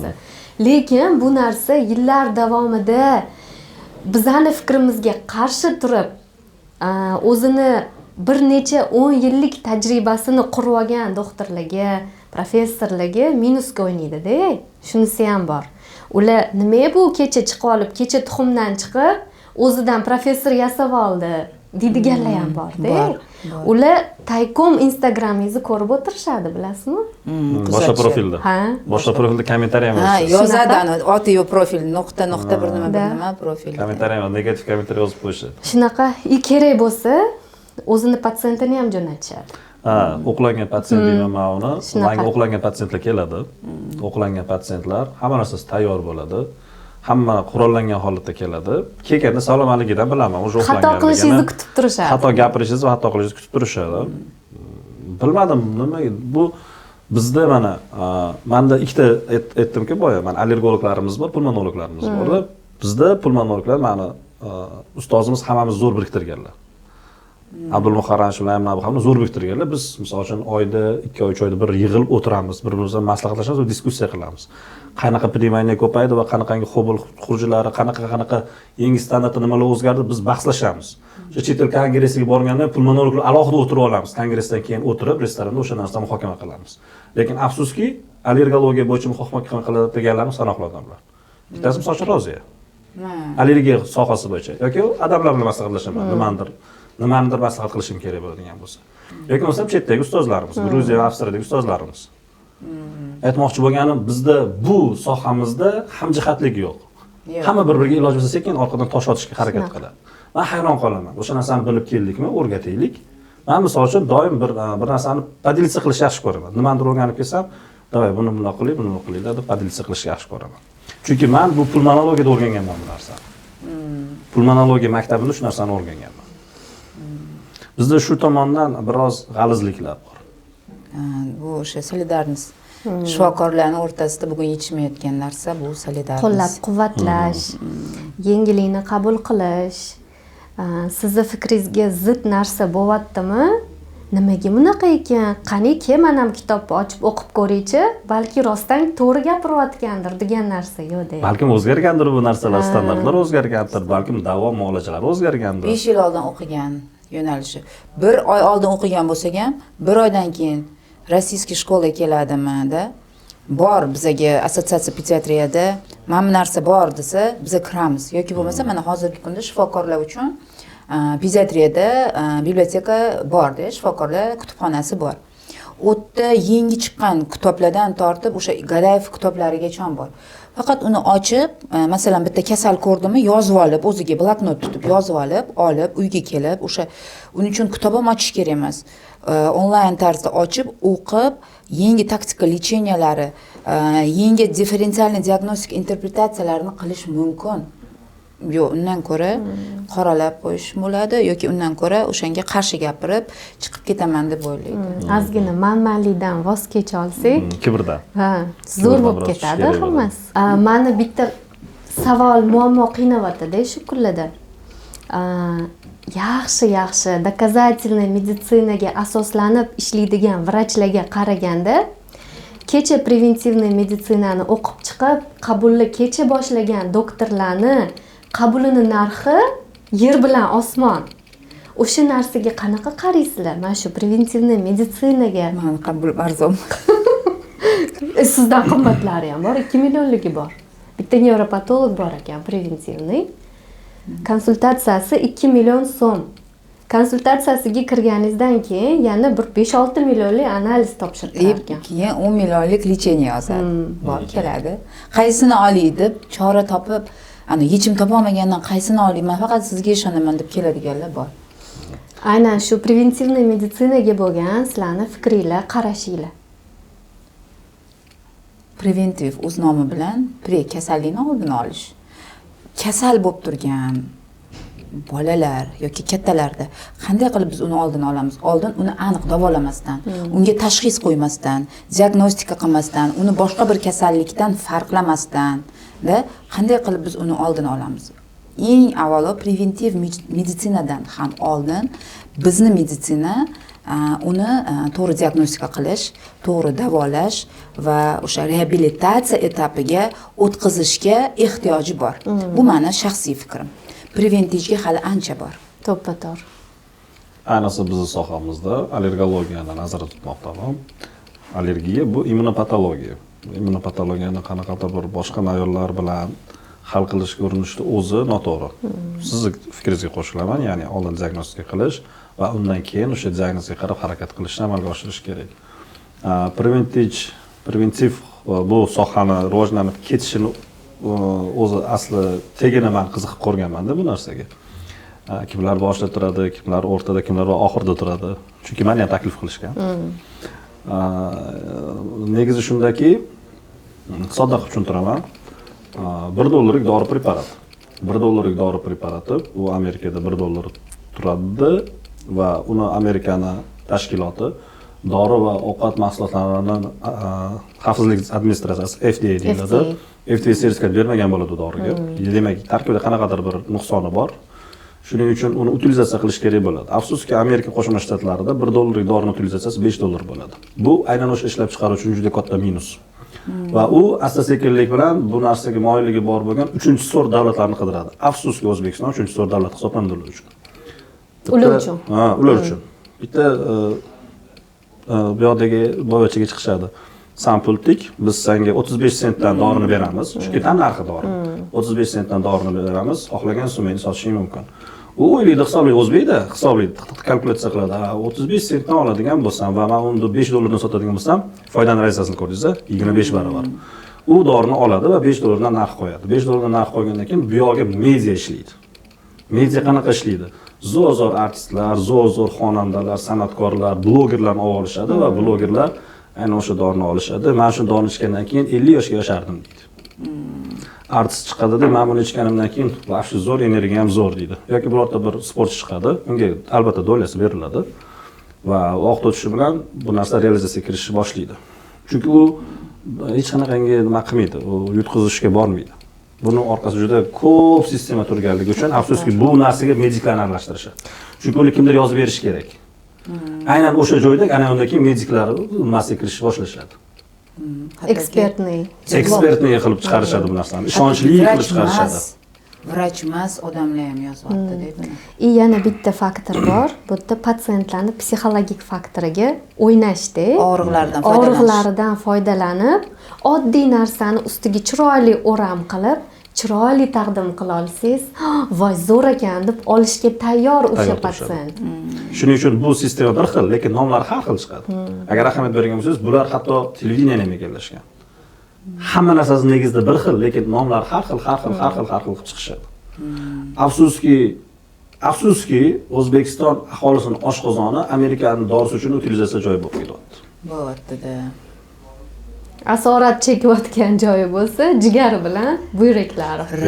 O'shaning uchun ham bitta bola yo'q, menda jigari sog'lom bola. Siz har bitta patsientingizga UZI buyurasiz-ku, har bittasida reaktivniy reaksiya chiqadi. Boradimi sizga ham qog'oz pul? Toksik gepatit. Toksik gepatit misol uchun bemorlarimiz ko'pida. Vitamin D ni o'zi bilan zaharlanishlar qancha hozirgi kunda? Nefrolog dugonam bor, nefrologiyada отделениеda ishlaydi. Voydod Roziya bilasanmi, kuniga qanchasi keladi deydi. Qanaqa dozada vitamin D ichyotding desa, 5000, 10000 kuniga bola uchun. U не то что bola, uni sog'lom katta odam organizmi ham o'zlashtira olmaydi-ku. Uni kofaktorini berish kerak. Keyin aynan o'sha temada Shunaqa paytda- Black Box'ga chiqdim. Black Box nimaligini tushunib qoldim men. Black Box temasi bo'yicha o'zimga reels olishni boshladim. Black Box temasini olib chiqishim bilan telefon qilishdi. Yaxshimisan? Sog'lig'ing yaxshimi? Ota-onang yaxshimi? Bolalaring yaxshimi? Bo'ldi, aka tushundim, bu temaga aralashmayman dedim. Sekin tahdid qilib qo'ya qolishdi. Yo'q, bu prosta holat so'rash. Bo'ldi, aka bu temaga aralashmayman. Men o'shanchani orcha reels qo'ymayman. 3-4 zvonokdan keyin faqat retsept qo'yib o'tiraman. Da, o'shaning uchun. Yaxshiyam, mana shu gapni reelsga chiqarish kerak. Yaxshiyam bizani bolalarning ichaklari, yallig'lanishi juda ham yuqori. Bo'lmasa, u ichgan dorilari so'rilib, organizmga singib, qon tomirlariga da yaxshiyam so'rilmaydi ko'p dorilar. Yaxshiyam axlatmasa bilan chiqib ketadi ko'p dori vositalari. Ayniqsa o'sha hech qanaqa tekshiruvdan o'tmagan, hech qanaqa shifokor tarafidan tavsiya qilinmagan, shifokor mutaxassisligiga ega bo'lmagan insonlar tarafidan tavsiya qilinib ichgan dorilar organizmga so'rilmaydi. Yaxshiyam ichinglar yaxshi emas. Agar ichinglar yaxshi bo'lganda bormi, nimalar bo'lardi? Men shunaqa xursand bo'laman kelsa patsientlar. Yaxshiyam ichagingiz yaxshi emas ekan, Xudoga shukr deydi. Chunki u so'rilib. Shunchalik so'rilmabdi. Ha, shu yaxshi ham so'rilmabdi, Xudoga shukr. Ovqatdan ko'ra bad ko'proq ichadi hozirgida. Misol uchun necha mahal ovqatlanasan? Ha, 2-3 mahal. Necha mahal bad ichasan? 5 mahal, 6 mahal. Mana unday qilib icha. Yo, ichish kerak. Endi bu yerda badga ham qarshi gapirib bo'lmaydi. Biologik aktiv qo'shimchalar, masalan, men ko'raman, Abzoq sizni ham lichingiz. Masalan, Immunomaxlarni yozasizda, zo'r gap bo'lishi mumkin emas. Rezultati men ham ishlataman zo'r preparatlar. Faqat shu joyda bitta narsani diqqatdan qochirmasligimiz kerak. Mutaxassis tomonidan tekshiruvlar o'tkazgandan keyin abasnavvat qilib yozgandagina ishlaydi bu narsa. Albatta. Bu yerda hech kim badga qarshi emas, badlar ziyon ham emas, shunchaki har doim asos bo'lish kerak. Har bitta ichayotgan dori vositasi asosga, masalan, abasnovniy bo'lish kerak. Ana o'shanda lecheniya birinchidan himoya qilingan bo'ladi patsient, bu yerda himoya qilingan bo'ladi shifokor. Bizning birinchi vazifamiz himoya qilish-ku patsientni. Не навреди. Da, o'zimizni har bitta yozayotgan, men har bitta ishxonaga kelaman, yozayotgan dorim aytaman. Bu prokurorga yozilyapti deyman. Bu prokuraturaga yozilyapti deb oldi orqamga qarab yozaman. Yana bitta narsa, har bitta tabiiy bo'lgan sostavga ega bo'lgan preparatlar ham bu zararsiz degani emas. Qanchalik tabiiy bo'lgani sari shunchalik organizmiga kattaroq ziyon berishi mumkin. Nabarot. Undan ko'ra kimyoviy обработка bo'lgan, kimyoviy bir qanaqadir tarkibga ega bo'lgan preparatlar bu tabiiysiga nisbatan ziyoni kamroq bo'ladi. Защищенный, himoya qilingan bo'ladi. Shunaqa. Endi tabiiylikka o'tib ketdik. Menga ba'zi bemorlar keladi. Xo'p, meni allergiyam bor, changga allergiyam bor. Men tabiiy tuzalmoqchiman deydi. Ha, bo'pti, hamma ko'ch-ko'ronni yig'ishtirganda dengiz bo'yi ko'chib ketdik men. Talabga qarab xulosa berasiz, yechim berasiz-da, davolash masalasida. Keyin sizga bitta savolim bor edi, как pediatr. Bizda Fedosey Глеб Борисович bitta gaplari bo'lardi. Плохой кишечник bronxial astma degan. Да, согласна. Согласна полностью. Chunki ichakda yallig'lanish bo'lsa, o'sha semiz hujayraligi ham bu narsa ta'sir ko'rsatadi va shilliq ishlab chiqarish ko'paygandan keyin o'sha bronxlarni qisqarib, shilmishiq ko'paygandan keyin bronxlar kengayadi-da, orasi to'ladi. Bu ham spazmga olib keladi. O'shaning uchun ham bu narsada bu og'riqda yashagan onaman. Men har doim bolamni kishishnikini to'g'rilab qo'yaman. U bo'lishi mumkin, плохой кишечник, глистная invaziya bo'lishi mumkin, хроническое воспаление bo'lishi mumkin. Bo'lishi mumkin, o'sha palapartish ovqatlanish bo'lishi mumkin, neratsionalniy питание bo'lishi mumkin, ya'niki ratsionga amal qilinmaydi, yog' balansi umuman ushlanmaydi, oqsil balansi 0, kletchatka umuman, ya'niki detoks programma 0, перебор углевод. Uglevodni ham soddasi ko'payib ketgan, ya'ni сложный uglevodlarning o'rniga soddasi ko'payib ketgan. Hammasi kishechnik воспаление beradi. Shu narsalarni tanqisligi haqiqatan kishechnik воспаление beradi va men bunga qo'shilaman. Men immunitet nuqtai nazaridan aytishim mumkin. Bu o'zimning fikrimmi. Ichaklarimizni prosvetida 80% immun hujayralarimiz ishlab chiqariladi. Ana shu immun hujayralarimiz-ku regulyator organizmda. Immunitetda ish faoliyati yaxshi emasmi? demak qaysidir organimizda allergik jarayonlar boshlanadi rano или поздно. U xoh terida bo'lsin, xoh nafas yo'llarida bo'lsin, xoh o'sha kishechnikka, oshqozon ichigining o'zida bo'lsin, immunitet yaxshi ishlamayotgani uchun, immun hujayralari sog'lom bo'lib yetishib chiqmayotgani uchun allergik jarayonlar boshlanadi. Lekin bizda baribir ham yuqori nafas a'zolari ko'proq birinchi zararlanadi va buni oqibatida ham ichaklarda vоспаление bo'ladi. Bu joyi ham bor. Chunki o'sha changlar, har xil viruslar ham o'sha shilliq qavatlarni kuchli zararlash hisobiga ham ichaklarda ichib ketish holatlari, hech kim buni istisno emas bu narsa yoki hech kim inkor qila olmaydi. Oddiy virus hisobiga ham ichib ketadi yoki bo'lmasa allergiyada yo'qmi ichib ketish. Ichib ketishi allergik onalarga tushunarli bo'lsin, allergik ichib ketishi antigistaminlar bilan davolashadi. O'shaning uchun boya aytgan gistaminos holatini tushuntiraman-da. Shu holat ham shuning hisobiga paydo bo'lgan. Gistaminos belgilarini yozib chiqaman uzun qilib. Voy bularning hammasi bo'ladi deydi. Shu hammasi aholi o'rtasida shunaqa narsa paydo bo'lib qolganki, allergiya bu toshma, allergiya bu burun, allergiya bu astma. Bo'ldi, boshqa allergiya turlari yo'q deyishadi. Miyaga bog'liq bo'lgan, yurak qon tomir sistemasiga bog'liq bo'lgan, afsuski, allergik vaskulitlar misol uchun. Boshqa allergiyaning boshqa formalari ham bor. Hattoki ich qotishi ham chaqaloqlarda allergiya bilan bog'liq bo'lishi mumkin. Buni ham ich qotyaptimi, chaqaloqni allergiya qidirish kerak. Aynan allergiyani исключить qilish kerak. Mana allergik bolalarda men o'zim o'qib chiqqanimda uyqu bilan bog'liqlik anaqasi persekaniyasi juda ham kuchli ekan, allergiyani. Shunga sizlarning fikringizni bilmoqchiman. Allergiya bu immunitetni tushishimi? Chunki uyqu hisobiga immunitet o'ynaydi. Yoki immunitet yetishmaganiga allergiya paydo bo'ladimi? Allergiya bu immunitet tushadimi yoki immunitet tushgani uchun allergiya paydo bo'ladimi? Yo'q, bu yerda immunitetning ikkita qatori bor. H1, H2 deyiladi. Javob beradigan qator. H1 javob beradi viruslar, bakteriyalar, ya'ni infeksion prosesga javob bersa, H2 toksik hamda allergik holatga javob beradi. Bu ikkala sistema xuddi tarozi mexanizmida ishlaydi. Ya'ni infeksiyaga qarshi kurashadigan immunitet qanchalik zaiflashish boshlasa, ya'ni H1 tushish boshlasa, buni Hasan Husanga o'xshataman-da. Mana bu yerda Hasanning ovqati kamayib ketsa, Husan uning ovqatini yeyveradi, kuchayib ketaveradi. Ya'ni allergik javob reaksiyalari kuchayib boraveradi. Bu xuddi mana shu tarozi mexanizmida ishlaydi. Shuning uchun men har doim harakat qilaman o'sha Hasan bilan Husanning ovqatini bir xil qilishga. Bir xil ishlaydigan bo'lsa, hech qanaqa bolada muammo bo'lmaydi. Kasallik uzoq muddat remisiya ushadi. Lekin mana bu Hasanni ham kuchaytirib yuborib bo'lmaydi. Agar biz Hasanni kuchaytiradigan bo'lsak, autoimmun prosesga yo'l ochib beramiz. Shuning uchun doim muvozanatda ushlash kerak bo'ladi. Uyqu masalasida organizmda kortizol sistemasi bor, mineral kortikoidlar deyiladi. Agar mabodo bolaning kechqurungi uyqusi, tungi uyqusi yaxshi bo'ladigan bo'lsa, ertalab turganda, ya'ni stress gormoni, kortizol ko'p ishlab chiqariladigan bo'lsa, bolani kun davomida allergik prosesdan uzoqroq muddat himoya qiladi. Sodda qilib tushuntirganda bu tanani o'zini ishlab chiqaradigan deksametazoni. Demak, to'g'ri uyquni yo'lga qo'yish orqali ham bolani allergiyaga yoki o'sha astma kasalliklari ustuvchi qilinadi. Organizm ustuvchi bo'ladi. Faqat dori emas yechim. Faqat dori emas, albatta hayot tarzini ham tushuntirib beramiz. Faqat dori emas. Faqat doriga pulim yo'q, doriga sharoitim yo'q, meni qo'llab-quvvatlaydigan yaqinlarim, oila a'zolarim meni qo'llab-quvvatlamaydi farzandim salomatligida deb aytishdan oldin ozgina rejimlar bilan ham demak shug'ullanish kerak.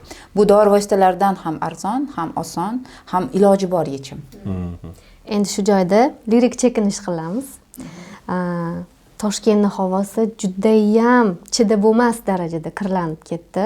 Dunyo reytingi bo'yicha уже birinchi o'ringa necha marta chiqib tushdik. To'g'rimi? O'zimizniki qoldik. Dunyo bo'yicha birinchi o'ringa chiqdi-da. Kecha o'shancha Said Mirziyoyev ham chiqibdilar-ku. Kecha shahar 800 nechadan bo'ldi rekord qo'yib yubordi. Mana shu rekordlarni ancha yangilaymiz. Men kunduzgi yaqinda shu intervyu berganimda aytdim. Agar hozir keskin choralar ko'rilsa, 5-10 yilda rezultatini ko'ramiz. Agar hozir ko'rilsa, afsuski buni yomon tomoni bolalarga juda ham salbiy ta'siri bo'ladi va bu narsa bizda kelajakda nogiron bolachalarni tayyorlab qo'ymoqda. Aynan. Afsuski shunaqa. Paytda homiladorligini kechirayotgan onalarning organizmida o'sha o'zgarishlar boshlandi-da. Og'ir metal yig'i bo'ldi hammasi. Nafaqat sog'lom odamlar, homilaga ta'sir o'sha boshlandi. Men kecha ikkita nebulayzer oldim. Bitta yuqori nafas a'zosiga, bitta pastki nafas a'zosiga majbur bo'ldim. Chunki umrida allergiyasi yo'q. Ikkinchi o'g'lim здоровый, fizически здоровый bola. Chixanya boshlandi. Qayta aksirdi. yo bolam sog'lom, yo bolamda allergiyasi umrida bo'lmagan deb nima deydi, tan olmasdan o'tirmadimda, nimadir qilishim kerak deb Nimadir oldim. qilamiz, bu nimadir? Bunaqa Dabronos burun filtrlari. Abzoh bu sizga standart. Nafisa Nurlayevna bu sizga mini hamkorlarimiz tomonidan sizlarga sovg'a sifatida taqdim etildi. Ishlatib ko'ringlar, o'zinglarning fikringlar bilan bo'lishasizlar degan umiddamiz. Sizlar rosa ko'rib, qachon bizga yetib kelar ekan deb olmay turdik. Men birinchi uni Stefanida ko'rdim. Stefanida ko'rdimda, Dabronos. Oldin nimada ko'rgandim, Rossiyada. Bizda bormi-ku bunaqa narsa ekan? Уже odatiy holatga aylanganda bu narsa. Ko'chaga chiqishdan oldin yoki uyga kirib oddiy qo'lingizni yuvasiz, bir har kunlik qiladigan ishingizdagi bo'lib qolgan. Olishadi, burunga taqib olishadi, bo'ldi. Qo'yni xotirjam chiqib ketaveradi ko'chaga. Hech narsani o'ylamang. Chunki burnida zashita turibdi. Maskani o'rniga deb bu. Maskani o'rniga. Endi hozir N95, K95 topa olmaymiz hech qayerda. Yo'q, hech qayerda yo'q. Doktor bo'lib men topa olmadim.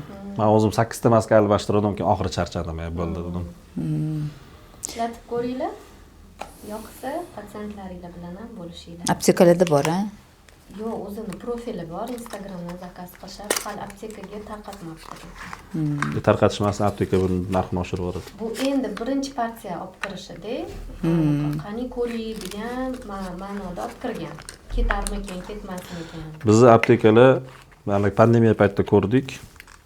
Otni o'liga itti bayram qilib tashishadi. Instagramda ham ikkita dorini qo'ysangiz, mana bu zo'r dori deb qo'ysangiz, yo'q bo'lib qoladimi? Oddiy gipomersi 1,5 millionga chiqarib yubordi. Boy nebutamol temasi, shaharda bir nebutamol qolmadi. Chirchiqdan nebutamol narxini bilamiz, patsientlarga yozamiz, 50 ming, 60 ming turadigan narsa. Chirchiqdan 450 mingga topdim. O'sha payt kerak edi o'zimning farzandimga. Bordim, Chirchiqqa bordim. Kirib nech bo'ldi? Men narxini bilmasdan bordim-da men. Borib nech bo'lsam 450 ming dedi. Insonni men doktorman bilaman, shu narsani 450 ming turmasligini menga bergin desam, xohlasang bor chiqib ketaver dedi. Majbur o'sha 10 ta nebutamol kerak edi, oldim. Bu yerda ko'rinib turibdiki, biz firma bilan ishlamaymiz. Apteka bilan ishlamaymiz. Insofsizlik. Mana xalqini boshiga tushgan tashvishdan foydalanib qolish bu vijdonga umuman to'g'ri kelmaydigan narsa-da. Agar haqiqatan vijdondan savdo qilaman degan odam bo'lsa, bu narsani o'ziga yo'l qo'yish kerak emas-da. Misol uchun mana endi chiqdik-a gripp sezonidan. Endi bolalarimiz o'ziga kelib, восстановление periodida hozir to'g'rimi? To hammasi ham to'liq tuzalib bo'lmadi. Lekin shu paytda qani aptekadan pulmikor topa oldinglarmi? Yoki oddiy shu nebutamol. Yoki narxi o'zgarmagan apteka qoldimi shu preparatlarni? Yoki oddiy misol uchun virusga qarshi anafironlar oddiy, mayli xo'j ular ishlamasin, lekin psixologicheski voy bolam kasal bo'ldi, mashina bering bolamga, balki tuzalar deb onalar kirsa, narxini necha baravar oshirib sotishdi. Oddiy dorilarni. Shu yerda ko'rinib turibdi biz firma bilan ishlamasligimiz. Vijdonan, nima deydi, o'zimizning prinsiplarimizga doimiy sodiq holatda назначениялаrimizdan rasmga olib, firmaligilarga rasmini tashamasdan, bu 20 ta yozimman, 30 ta yozimman, 50 ta yozimman demasdan. Bor, yo'q emas, bunaqalar. Yo'q emas. Da. Bular ham masalan, anaqa qursa, bular ham bir kun o'tadi-da bu tarafga. Men yaqinda o'tgan hafta oldimga keldi bitta firma. Dorisini yozaman, yozmayman, emas, menga yoqadi. Aytibdi-da, men siz bilan ishlashim uchun, sizni xursand qilib turishim uchun har bittasini rasmi kerak menga dedi. 18 mingdan har bitta preparatga beraman dedi. 18 mingdan men oyiga 200 ta agar odam ko'rsam, hisoblab ko'ring, bitta preparatdan nech pul ishla olayman. Lekin men yo'q dedim, men unaqa ishla olmayman. Men o'zimni yerga urib, yillar davomida yig'ilgan obro'yimni men shu 18 mingingiz uchun qurbon qila olmayman dedim. Kerak emas menga hech qanaqa pulingiz. Eng asosiysi bu yerda preparatinglarning sifati o'zgarmasin, bo'ldi. Men yozaveraman, effektini ko'raman-ku dedim. Shunaqa doktorlarni firmalar kelib, hurmatdan joyiga qo'yib, rahmat deb ketadi. Yoki keyingi anaqalarga o'tdilarda gaplarga siz qo'lda yozmaysiz-ku назначениеңizni kompyuterda yozasiz kompyuterda сохранить qilasiz-ku o'shani yozib anaqa rasmga olib jo'nating deyaptilarda yo'q dedim chunki men vijdonim qabul qilmaydida xuddi shu narsa sizlarda ham-ku to'g'rimi Biz kirgizmaymiz, bizda tepada kamera bor, biz umuman eshikdan kirgizmaydi administratorlar. Katta klinika emas, bizning kichkina klinika, mumkin emas kirish. Patsientdan boshqa odam kirmaydi. Birinchidan men glavvrach sifatida o'zim qarshiman bu narsaga, ikkinchidan direktor shu paytgacha bu tema ochilmagan. Kirmaydi bo'ldi. Ne только bizga kirmaydi, hech qaysi doktorga kirmaydi. Endi to'g'ri, mnogoprofilniy katta klinikalarda bu narsani nazorat qilish qiyin-da. Yo'q, inson o'zi nazorat qilsa, bu narsa nazoratga oladigan narsa emas. Yo'q, misol uchun katta klinikada, misol uchun bizda qiyin. Patsientlar Bizda qiyin. Katta klinikada eshik tagida o'tira olmaysiz. Baribir kiradi, kirgandan keyin o'chirib oladi, baribir kiradi, o'zi o'sha preparatini aytadi. Misol uchun men medprestavитель, o'zim medprestavитель bo'lib ishlaganman-da. Hozir endi gapirganingizni aytayapman. Chunki men o'zim medprestavитель bo'lib ishlaganman. Bu narsaning o'zining ham mashaqqati bor, faqat men etikskiy gruppa deydi, o'sha etikskiy Gezorexterda ishlaganman. Singlon gruppa nasi. Ularda ishladim. Men Sandizda ishlaganman. U ham etikskiy kompaniya. Preparatlar haqiqatan zo'r. Men yozaman bronxomonallarini polni. Anaqalari, mateykilar bo'lardi, kirmayapti, zo'r ishlardi sizlarni rad doriylar. Ishlaganman, men ham tan olaman, 1 yil ishlaganman. U narsa aytmoqchi bo'lganim, ba'zida yangilik olish uchun ular kerak bo'ladi. Ba'zida, misol uchun mana pulmaris dedingiz, men misol uchun pulmikortni tugab qolganda pulmaris medprestavитель kirganda bildim. Chunki men yozib tashlaverardim, pulmikort, davay. Patsient aytsa, davay olasan, topasan. Chunki bu disanit, boshqa molekula keyin pulmaris aytdi, shu hozir pulmikort defiturada shunaqa. Demak, pulmarisga yoki bo'lsam nebufluzon yo'qolib qolganini. O'shalar ba'zida ular olib kelib qolishadi shunaqa informatsiyani, chunki boya aytgandek kasalga jabr qilib qo'yishingiz kerak emas, kasal uni qidirib yurib qolish kerak emas. Ba'zi telefon qilishadi. Shunaqangi vrachlar bor ekan, yo'q, aynan o'sha joydan o'sha dorini olasan. Menda unaqa prinsip yo'q. Telefon qilishadi. Masalan, bu dorizonga munosib bo'ladi, bo'ldi, tarkib bir xil, davay ol. Lekin ba'zida aptekachilar bundan yomon foydalanishadi. Aptekachilar yomon foydalanishadi. Arzonini o'rniga qimmatini berib yuborishadi. Chunki men boya aytgandek, o'zim ham farm kompaniyada ishlaganligim uchun bu narsani juda yaxshi bilaman. Ba'zi xil dorilar bor, aerozol terapiyada, mana misol uchun siz ham ishlatasiz, aerozollar, ingalyatorlar va boshqa turboxalerlar, brizxalerlar, har xil variatsiyada aerozol terapiyani amalga oshiramiz. Haqiqatan zo'r ishlaydigan dori preparatlari bor. Nisbatan ishlash effektivligi tushib ketgan dori preparatlari bor. Endi faoliyatinglarni nimadan boshlaganinglarni aytdinglar-ku, shu o'rinda men ham aytmoqchiman-da. Qaysidir bitta sohada yuqori cho'qqilarida bo'lish uchun o'sha sohani eng quyi darajasidan boshlash kerak ekan-da, to'g'rimi? Misol uchun siz pediatr darajasida eng zo'r bo'lishni xohlaysizmi? Poliklinikada oddiy oilaviy shifokor bo'lib boshlash kerak ekan. Yoki misol uchun siz zo'r restoran ochib, zo'r restorator bo'lmoqchimisiz? Oddiy bitta restoranda ofitsiant bo'lib ishlab ko'ring. Yoki bir o'sha strukturani ichidan o'rganish uchun u strukturani eng quyi pog'onasida bo'lib ko'rish kerak ekanda. Shundagina qanaqadir bir shu strukturani ichidagi qiyinchiliklarini, og'riqli nuqtalarini sezgan holatda siz o'zingiz atrofdagi shu sohadagilardan ajralib turadigan bitta kачествоga ega bo'lar ekansiz. Haqiqiy muammoga yaqin bo'lasiz. Haqiqiy muammoni yorib chiqasiz. Shunaqa. O'shaning uchun meditsina sohasida o'qiyotgan studentlarga, ordinator, magistrlarga ham shu narsani chin dilimdan maslahat bergan bo'lardim. Agar yaxshi shifokor bo'lishni xohlasanglar, voy nima qilaman, oddiy poliklinikada ishlab demanglar. Eng oddiy shu poliklinikadan chiqqan doktorlar eng zo'r doktor hisoblanadi. Boshqa yo'li yo'q. Da. Boshqa yo'li yo'q. Haqiqiy zo'r. Aylanib o'tadigan yo'l yo'q bu yerda. To'g'ri maqsad sari yurish kerak. Sinmaydi. Poliklinikadan chiqqan vrachlar hech qachon sinmaydi. Chunki uyma-uy yuradi, har xil kontingentdagi bemorlar bilan ishlaydi va har xil kasallikni ko'radi. Ular faqat privivkaga osmotr qilib, privivka olish mumkin emas deb o'tirmaydi yoki spravka to'ldirib o'tirmaydi. Ular dokumentatsiyada ham kuchli bo'ladi. Ular xalq bilan ham yaqinroq bo'ladi, chunki har xil kontingent ularga murojaat qiladi, birinchi zveno. Va bemorlarni og'rig'ini his qilish uchun eng zo'r imkoniyat bu poliklinikada ishlash. Pishiradigan joy ishlatdi. O'shanda kelajakda sinmaydi. Kelajakda tushkunlikka tushib qolmaydi. Kelajakda shunaqa vaziyatlar bo'ladi, og'ir vaziyatlar bo'ladi. O'sha vaziyatlarda kuchli tura oladi. Chunki ularda o'sha immunitet hosil bo'lib bo'lgan. Biz ham shu yerdan o'tganmiz, biz ham poliklinikada ishlaganmiz. Patsientlar bilan qaysi biri bilan qanaqa muomala qilishi, sal toni o'zgaryaptimi, sizniki ham o'zgarishni boshlaydi. То есть уже psixologически qanaqadir aspektlar, naviklar ham hosil qilib olasiz-da poliklinikada. Yo'q, o'zi mana shogird tushaman deb keladiganlar bor-da. Keladi, gaplashib o'tirganda bilasiz уже. Unda fundament bormi, fundament yo'qmi. Ular o'sha boya siz aytib o'tgandek, shunda chiqib zo'r mutaxassis bo'lgisi keladi-da.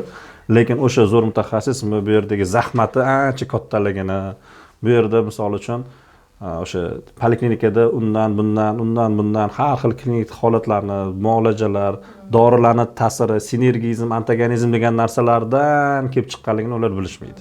Prikazlar bilan ishlashni bari poliklinika o'rgatadi. Shifokori eng kuchli ustozi bu uni patsienti, undan keyin bilim beradigan ustozi. Shunaqa. O'zingizlarning praktikangizda bir ko'nglingizda qolib ketgan holatlar bo'lganmi?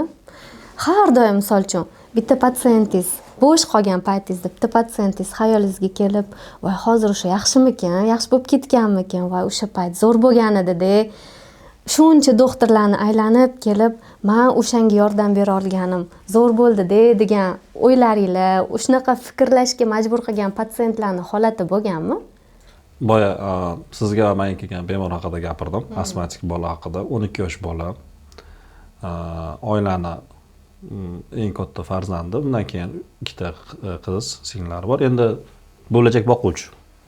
Sodda qilib aytganda, sizga borgan va menga kelgan. Bizning xulosamiz bir xil bo'lgan. Astma tashxisi bo'lgan va muolajalarni tayyorlaganimda otasi kirib shunaqangi haqorat qildi. Sen firma bilan ishlaysan, sen poraxo'rsan, sen undosan, sen bundosan. Sen nimaga menga $300 analiz yozib berding? Men oddiy taksist bo'lsam dedi.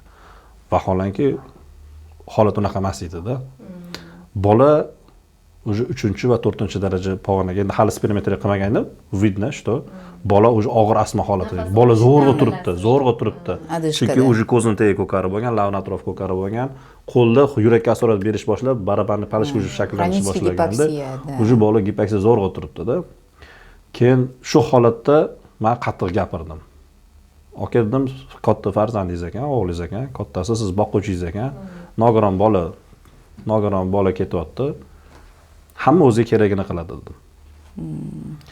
Ba'zida shu gapni gapirganimga afsuslanaman. Yo'q aka, davolashingiz kerak deyishim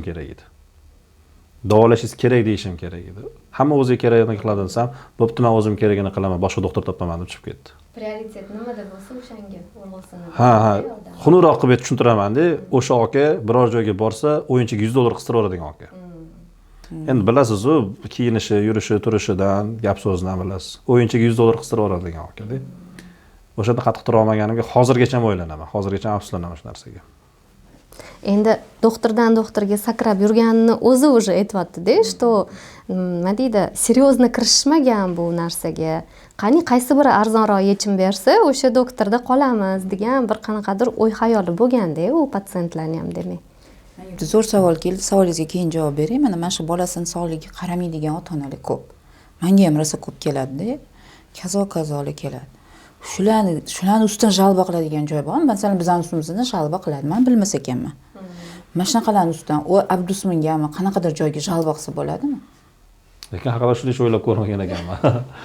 Yo'q. Haqiqatan bir bo'lish kerak, shuni qiziqib ko'rish kerak. Давайте mana shuni savol qilib qo'yaylik. Farzandini sog'ligi umuman ahamiyat bermaydigan ota-onalarning ustidan ham jalba qilish kerak. Давайте hozir mana shuni savol qilib olaylik. Mana hozir zo'r savolga javob beryapsiz. Menda bitta savol tug'ildi. Haqiqatan keladi, bola juda ham jiddiy ahvolda bolani ko'ramiz, davolanish talab qilingan yoki bo'lmasam statsionarni davolanish kerak, raspiska yozib chiqib ketadi. Shunaqa onalarni, shunaqa otalarni, shunaqa ota-onalarni ustidan shikoyat qiladigan qanaqadir tashkilot bormi? Abdusman, bormi? Men masalan bilmas ekanman. Menga juda ham hozir siz aytgan holatdan keyin bu butun umr nogironlik, astma bir umrga nogironlik. Ularga davlat oyma-oy pul beradi. Bu davlatni ham rivojlanishiga qaysidir ma'noda ta'sir ko'rsatyapti. Nogironlik ko'payishi albatta ta'sir ko'rsatadi. Shunga qanaqadir bir yechim bormi?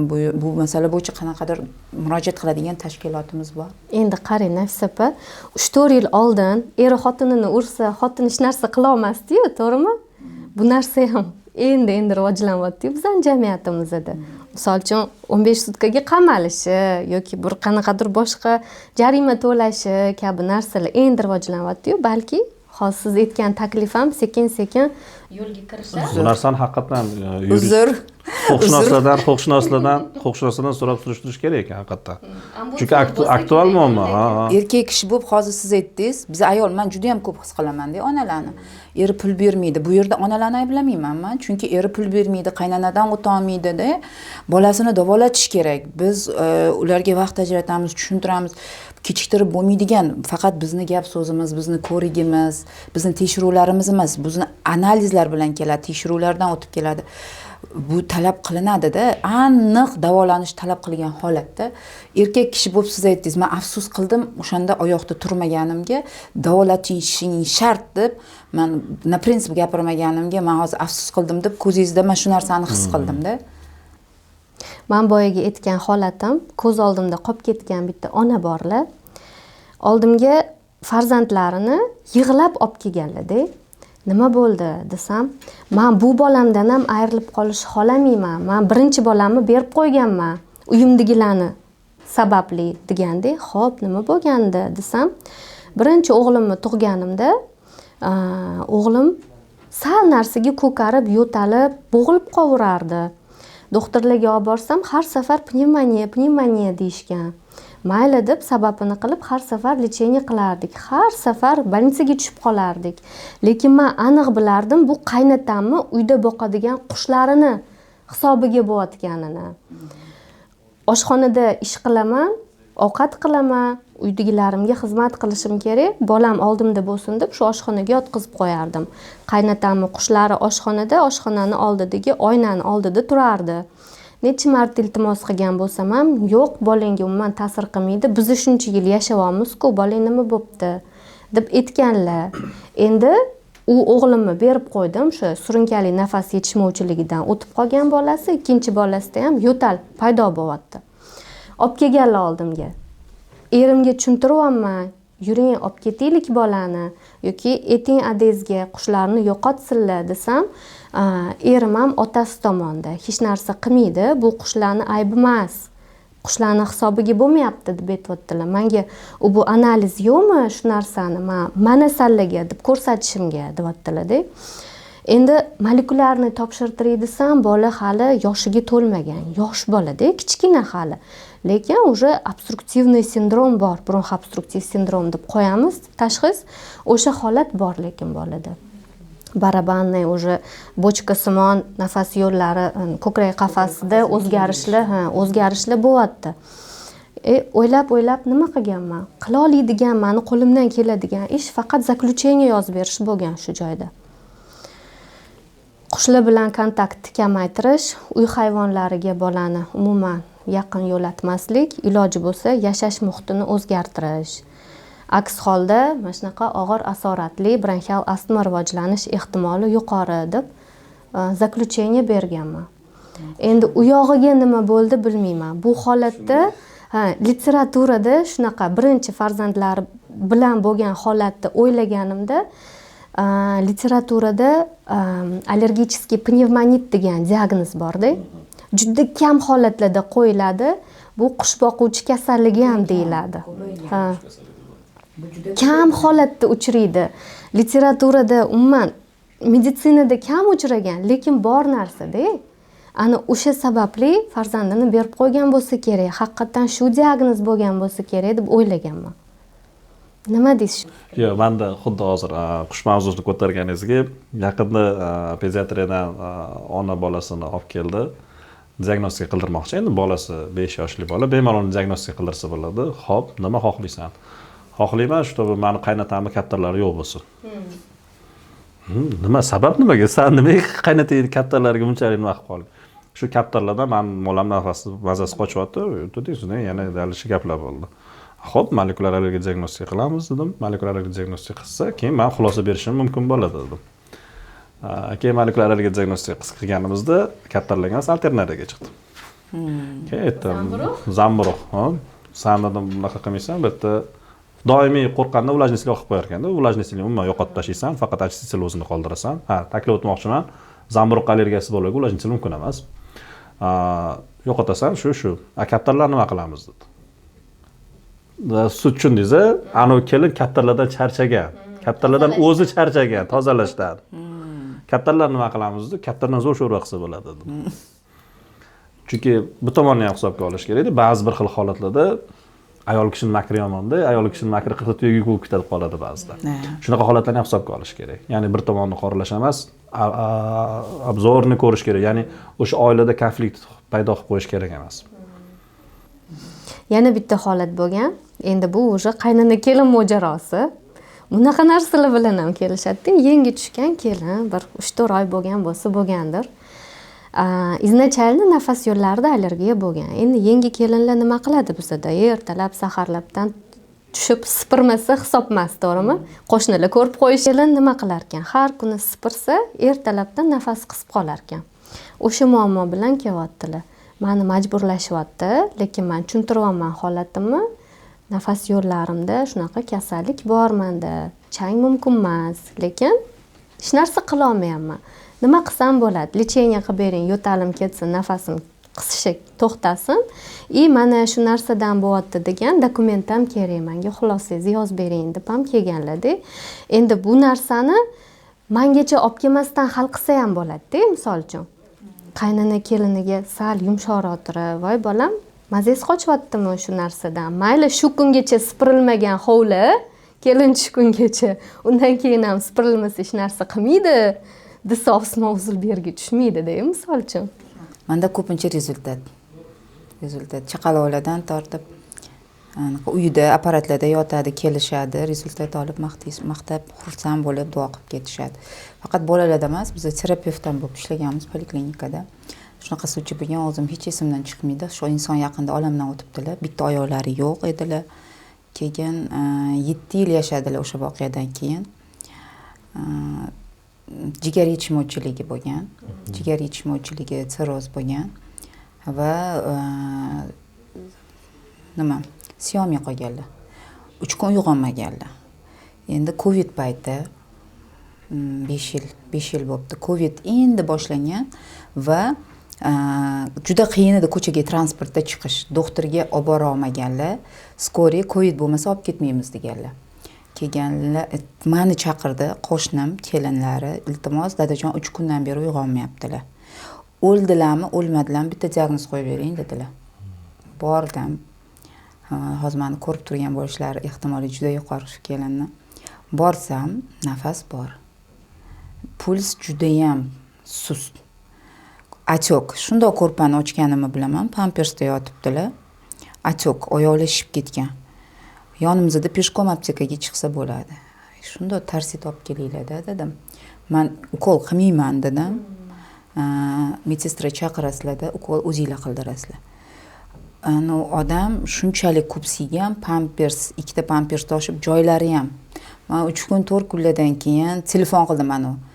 O'tib qoldilarmi, ta'ziya bildiraymi deb qilib ko'ngil so'rashga telefon qildim. O'zim 2 qatman.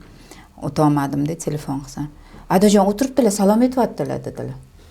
Hech esimdan chiqarmayman shu voqeani. Yaxshi shifokor bo'lish bu faqat o'zini yo'nalishida emas, butun insoniyatga xizmat qilishligini men tushunganman-da. Uning uchun hech qachon qo'rqish kerak emas, hech narsadan. Bilmasa bilmadim deyish kerak, bilsa harakat qilish kerakligini men shunda tushunganman.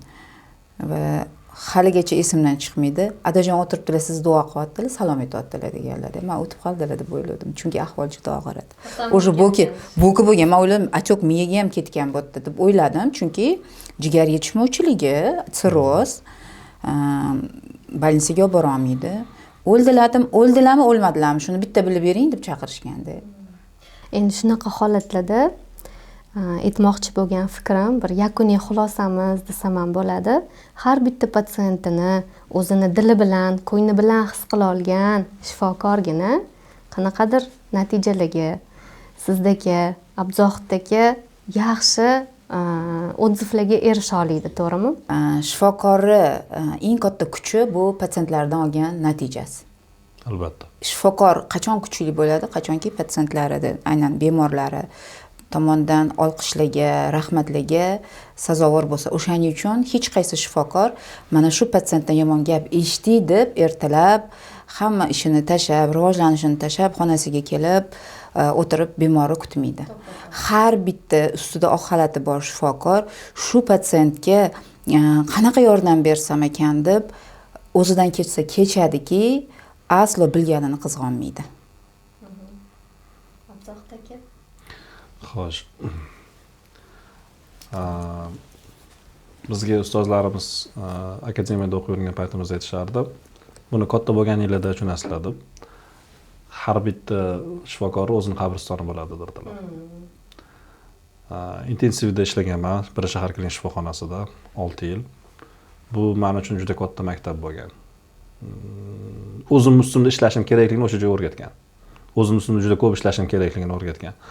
Men doim pastga qarardim-da, men bundan yaxshiman, bundan yaxshiman, bundan yaxshiman derdim.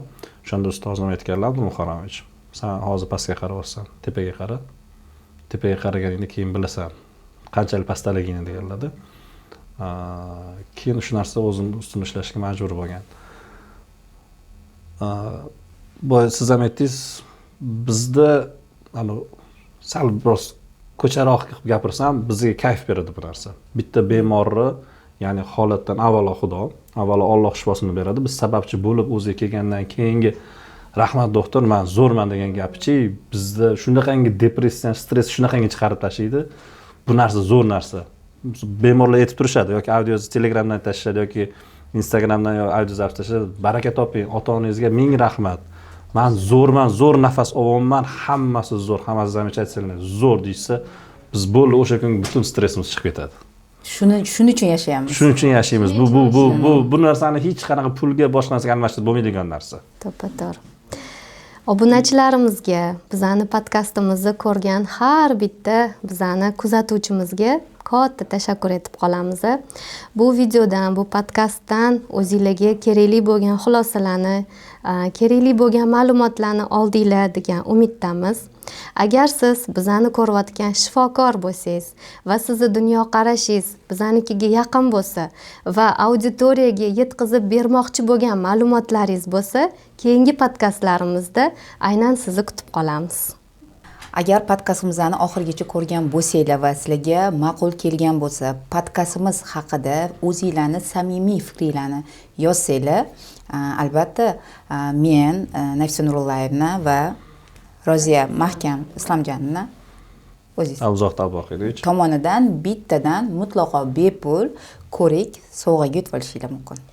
Kommentariyalardan tanlab olamiz. Bizga eng ma'qul kelgan kommentariya egasi uchalamizdan bittadan bepul konsultatsiya yutib olishi mumkin. E'tiboringiz uchun rahmat. Salom.